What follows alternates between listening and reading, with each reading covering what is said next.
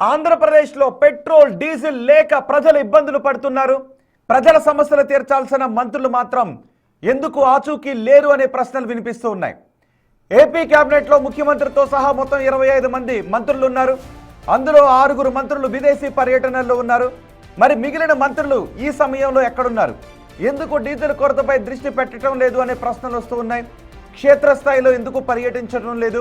ఒకరిద్దరు మంత్రులు మాత్రం నామమాత్రంగా ప్రెస్ నోట్లు విడుదల చేసి చేతులు దులుపుకుంటూ ఉన్నారు. ఈ విమర్శలే ఇప్పుడు ప్రజల నుంచి వస్తూ ఉన్నాయి.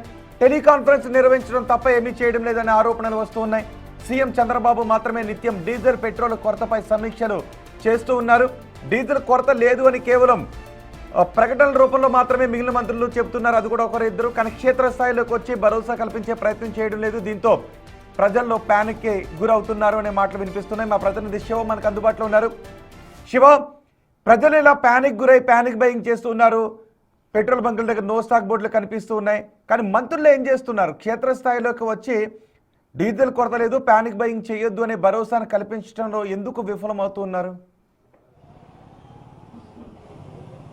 రోహిత్, మొత్తం మీద చూసుకుంటే దేశంలో దాదాపుగా కేంద్రపాలిత ప్రాంతాలు కావచ్చు, రాష్ట్రాలు కావచ్చు, 28, 29 రాష్ట్రాలు ఉన్నాయి.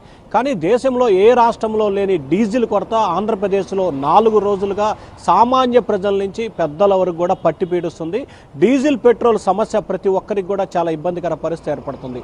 4 రోజులుగా ఆంధ్రప్రదేశ్లో డీజిల్ కొరత అవుతుంది. నిన్న మొన్న ఈరోజు ఉదయం అయితే క్యూలు దాదాపుగా కిలోమీటర్ల కొద్ది క్యూలు ఉన్న పరిస్థితి కనిపించింది. కానీ ఇంత పరిస్థితి ఆంధ్రప్రదేశ్లో ఉంటే ఒక్క సీఎం చంద్రబాబు తప్ప మిగిలిన మంత్రులు ఎవరూ కూడా దీనిపై క్షేత్రస్థాయిలో పర్యటించి ముఖ్యంగా ప్రజల్లో అవగాహన కల్పించాల్సిన పరిస్థితి కనిపించింది. కానీ అటువంటి ప్రయత్నాలు ఏ మంత్రి కూడా చేయట్లేదు. సీఎం చంద్రబాబు కాకుండా 24 మంది 24 మంది రాష్ట్రంలో మంత్రులు ఉన్నారు. డిప్యూటీ సీఎం పవన్ కళ్యాణ్ ప్రస్తుతానికి ఆయన హైదరాబాద్లో అనారోగ్యంతో సర్జరీ చేయించుకున్నారు. మంత్రి నారా లోకేష్ విదేశీ పర్యటనలో ఉన్నారు. ఈరోజు సాయంకాలం ఆయన ఏపీకి చేరుకుంటున్నారు. ఇక దాదాపుగా ఒక 6 మంత్రులు అయితే ప్రస్తుతం విదేశీ పర్యటనలో ఉన్నారు. వీరంతా 8 మంది కనుక మంత్రులను తీసేస్తే దాదాపుగా 16-17 మంది మంత్రులు మాత్రం ప్రస్తుతం ఒకరిద్దరు ఆయా జిల్లాలతో పాటు ఇన్ఛార్జిగా ఉన్న జిల్లాల కలెక్టర్లతో, ఎస్పీలతో సెల్ కాన్ఫరెన్స్ నిర్వహిస్తున్నారు. ఒకరిద్దరు ప్రెస్ నోట్లైతే నిర్వహిస్తున్నారు. వారిలో కూడా మంత్రి సుభాష్ అచ్చెన్నాయుడు, అలాగే వాసంశెట్టి సుభాష్ అచ్చెన్నాయుడుతో పాటు పార్థసారథి, ఈ 3 మంత్రులు మాత్రమే టెలికాన్ఫరెన్స్ సమీక్షలు మాత్రం నిర్వహించిన పరిస్థితి కనిపించింది.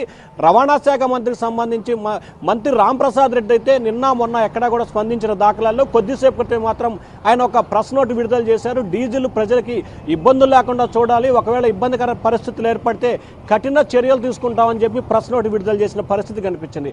వాస్తవానికి శ్రీకాకుళం నుంచి చిత్తూరు వరకు అంటే ఉమ్మడి జిల్లాలు 28 ఉన్నాయి. కానీ 13 పాత జిల్లాలు కనుక తీసుకుంటే ప్రతి జిల్లాకి సంబంధించి ఉమ్మడి తిరుపతి, ఉమ్మడి చిత్తూరుకు సంబంధించి సీఎం చంద్రబాబు ఉన్నారు. ఆ తర్వాత నెల్లూరులో దాదాపుగా 2 మంత్రులు ఉన్నారు.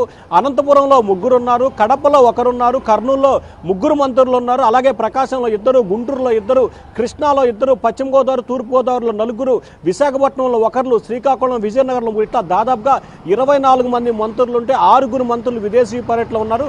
దాదాపుగా 16 మంది మంత్రులు అయితే మాత్రం ఆ నియోజకవర్గాల్లో, జిల్లాల్లో ఉన్నా కానీ ఎక్కడా కూడా దీనిపై క్షేత్రస్థాయిలో పర్యటించి ఒకవైపు ఆయిల్ కొరత ఎందుకు వస్తుంది, వాస్తవానికి జిల్లా స్థాయిలో నిన్న మధ్యాహ్నం నుంచి సీఎం చంద్రబాబు ఆదేశాల తర్వాత జిల్లా కలెక్టర్లు, జాయింట్ కలెక్టర్లు ఆయిల్ కార్పొరేషన్లకు వెళ్ళి ఎంత నిల్వ ఉంది, ఎంత అవసరం ఉందనేది క్షేత్రస్థాయిలో పర్యటిస్తున్నారు.